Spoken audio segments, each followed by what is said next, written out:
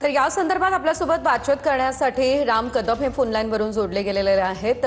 रामजी, आपण पाहू शकतोय पुन्हा अशी लँडस्लाइडची घटना आणि यामध्ये 2 जणांचा दुर्दैवी मृत्यू देखील झालेला आहे। याआधी त्यांना काहीच अलर्ट करण्यात आलेलं नव्हतं किंवा स्थलांतरण करण्यास सांगण्यात आलेलं नव्हतं। धोकादायक ही संपूर्ण जागा आहे, संपूर्ण डोंगराचा भाग कोसळलेला आहे। काय आपली प्रतिक्रिया या संदर्भात? मला नुकतीच ही माहिती मिळाली आणि मी तिकडे जायला निघालो आहे। मुळामध्ये मी मगाशी माध्यमांशी बोलताना सांगितलं की मुलुंड पासून चांदिवली पर्यंत म्हणजे विमानातून आपण उतरत असताना जो डोंगर दिसतो, हा डोंगर साधारणतः 5-6 आमदारांच्या मतदारसंघात येतो। माझ्या घाटकोरमध्ये देखील मोठ्या प्रमाणात हा डोंगराळ भाग आहे। आता होतं काय की या ठिकाणी आपल्याला संरक्षण भिंती बांधाव्या लागतात। आता संरक्षण भिंतीचा जो निधी आहे आमदाराला, खासदाराला, त्याची मर्यादा आहे आणि ती भिंत बांधून झाली की भिंत बांधल्यानंतर अपेक्षित असतं की त्याच्या वर डोंगरात कोणी घरं बांधू नयेत।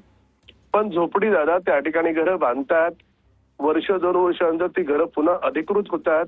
मग मानवता म्हणून पुन्हा आपल्याला त्याच्या वर भिंत बांधावी लागते, ज्याच्यासाठी निधी कमी पडतो। काही भिंती बांधल्या जातात, काही भिंती निधी अभावी बांधल्या जात नाहीत। तर त्याच्यामुळे हा सगळा गोंधळ होतो। माझ्या माहितीप्रमाणे 3 गोष्टी करण्याची आवश्यकता आहे।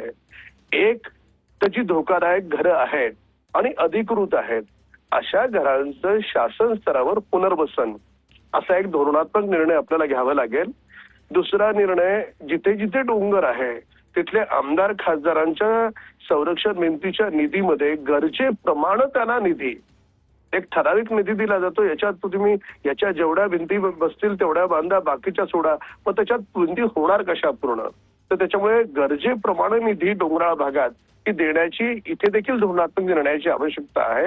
आणि तिसरा, याही दोन्हीपेक्षा अत्यंत महत्वाचा मुद्दा असा आहे की संरक्षण भिंत बांधून झाली की त्याच्या वर ज्या अनधिकृत झोपडीदारा बांधतात, तर त्याच्यावर महानगरपालिका, कलेक्टर आणि म्हाडा यांचा समन्वय शून्य आहे आणि त्याच्यामुळे त्याच्यावर कारवाई होत नाही आणि त्याच्यावर कारवाई न झाल्यामुळे पुन्हा संरक्षण भिंत, पुन्हा झोपड्या, पुन्हा भिंत, हा क्रम कुठेतरी थांबवावा लागेल।